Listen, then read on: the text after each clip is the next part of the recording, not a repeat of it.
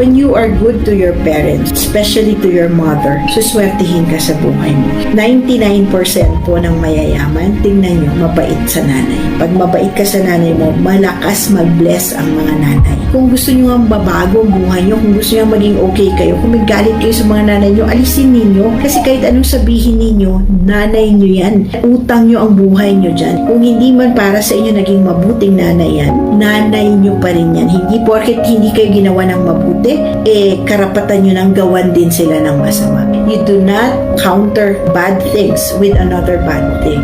Hindi po. Ilang taon na lang mabubuhay ang nanay mo, hindi pa huli ang lahat, magpakabuti ka sa nanay mo. Tignan mo, pag sinabihan ka ng nanay mo, pagpalain ka anak.